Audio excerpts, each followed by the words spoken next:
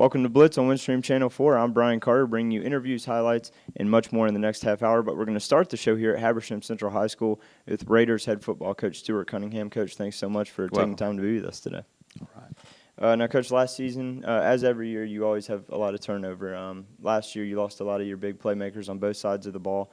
Coming into this season, what have been the toughest holes for you to have to fill going into this year? Well, offensive line, we had some holes to fill. At linebacker, we had some holes to fill. And in the secondary, we had guys that had been there for 2 and 3 years, and we had to fill their spots. And some of those guys also played wide out, so it hit us on both sides of the ball. So when you take all that into account, that you've got some that their backups didn't get to play a whole lot because they played those positions for 2 and 3 years. So it was a big transition this summer to fill all those spots. Now, a big change made place this year. Everyone's pretty much aware of it now that you run the option-based offense that you implemented to start this year. Something that most people would see when they see Paul Johnson over at Georgia Tech, what he does.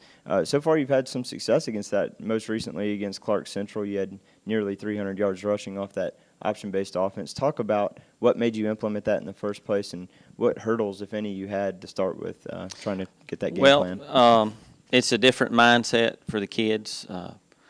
They were used to the zone plays where you gave the ball to the running back and he had some choices and he had to read the linebackers, and now there's more of a designed place for them to run.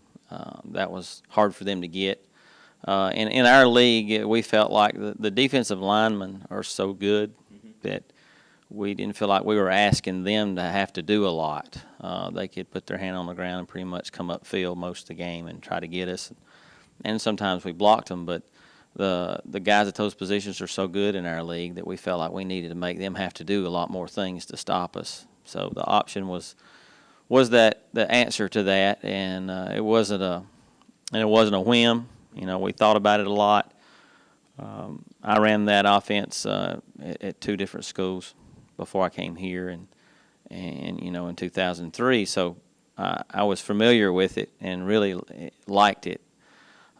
We also felt like we might have been running it because that's what we had ran, and it was familiar, and it didn't address the needs of our kids like the option offense does. And so we worked real hard at it, and I worked with a guy in another school who was a graduate assistant, and him and Paul Johnson were at Georgia Southern years ago together. And it kind of started there, and I learned it the Georgia Southern way, and then we ended up in the Stack Eye and changed it around each year to fit our kids. And we're doing that right now. We're changing it just a little bit each week to fit our kids and to fit who we're playing. And they're excited now that they can go and watch TV on Thursday night and Saturday and see Air Force and see Army and see Georgia Tech run the stuff that they run. And they also see that you don't have to be better than the other team man for man to run it and be successful. So that's why we're doing it, and we're enjoying that process right now. Now, what kind of reaction have you gotten from some of your players on that? Because traditionally, like in the last 4, 5, 6 years, we've seen Habersham air out the ball a lot when they had Bo Hatchett and Tavares King, and then Austin Brown for a couple of years did the same thing. Your players, how did they respond to it? Did they enjoy making that change? Well, that has to do with what position you play. We had for about 4 years we had so many receivers, not just in talent but also in number, and we felt like we needed to get them on the field. So 4 wide for us was a common formation. We also had Bo Hatchett, and he's one of the best leaders that we've had at this school. And that's the person you want at quarterback, even if he doesn't throw the ball real well, which he did. So, maybe the greatest receiver to ever play here. So we matched our offense to the kids we had then. And some of these younger guys who were a part of that enjoyed it, but it was their turn to play offense and to be starters, and we felt like it was kind of unfair to ask them to do some of the things the guys before them did. And this helps them be more successful now. If you're a wideout, you're going to block a lot, and you're not going to get as many balls. But if you go out on offense and you throw it 3 times, that's just 3 plays, and you may have to punt. So we wanted something that could move the ball and get some continuity going, and they've embraced it. We've had some very unselfish kids on our offensive team that had to make some changes, and we're real proud of them for that. It's extremely exciting to watch. In that game against Clark Central, Kevin Ellison had a great game, over 200 yards rushing on, I think, 21 carries and a pair of touchdowns. So it's really exciting to watch. And how do you think going into the future, is it going to be a year-by-year basis where you decide whether to keep that option-based? Well, I think we'll be option-based. It's just you need to be multiple enough that, if you feel like you can throw the ball a little better than you get in the gun, and you can run option-type stuff from the gun. As far as a 4-wide zone passing team, I don't know that we'll go back to that very soon. This offense is really hard to instill. It's very hard to execute, but it's also hard to stop once you get it. And it's not usually seen as a score-quick offense, but as people have seen, Georgia Tech had more big plays last year than any team in the ACC. So that's kind of a double standard. I think this offense is a little handicapped when it's 3rd and long, but most of the time it's very very potent, and it can go the distance at any time. It may be the fullback doing it.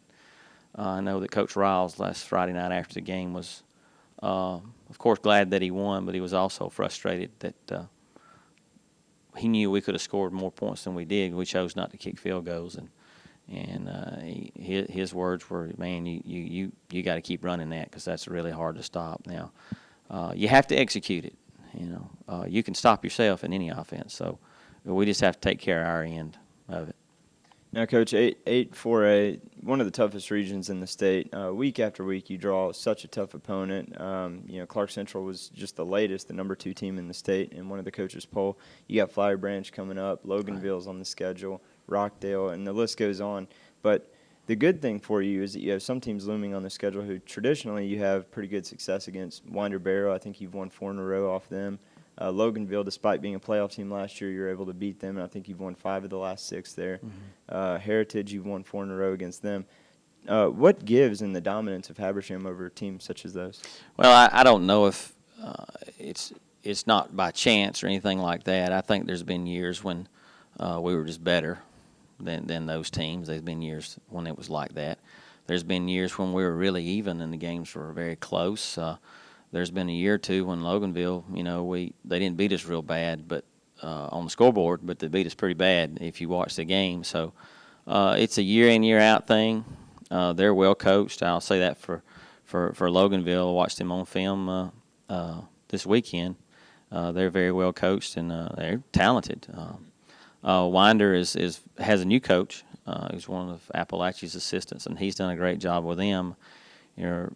We had a very close game with them last year, and you can just go on and on. Even the teams that we've beaten in the last 2 years, the games have been very, very close, which means it can go either way. And so we're hoping to continue that success. That would be great for our kids and our program. So we're looking forward to those games, as we did Clark Central. We enjoyed playing the game. So we got Madison coming up, and honestly, they beat us as bad as anybody did last year. They had a very talented football team, had quite a few people on all region teams, so we know that's going to be a challenge also. So we hope the second half of the season is better for us than the first half, and we're just going to play hard and hope we can end up on top. Well, you gotta be happy, I guess, playing such tough opponents. I guess the plus side of that, you feel that kind of gives your team an edge looking forward, just having week in, week out playing the tougher teams in the state. Yes, I think the harder teams you play, regardless of how you schedule or if you have no choice in your schedule, the tougher teams that you play, the faster you get better. If you just meet that resistance, and I think that's happened with us. We've gotten better a little faster than maybe we would have if we played some teams that weren't very good. Of course, now if you play some teams that weren't very good, you might have a win. You have a lot more confidence, but I don't know if you improve as fast as we have. So. Well, Coach, thank you so much for sharing with us a little about Habersham football, and we hopefully you guys can make a turnaround in the second half, like you said, and have something to build on for next year. All right. Thank you. Appreciate it. Now, when we come back, we're going to be at White County High School speaking with White County Warriors head football coach Greg Seagraves. Don't go anywhere.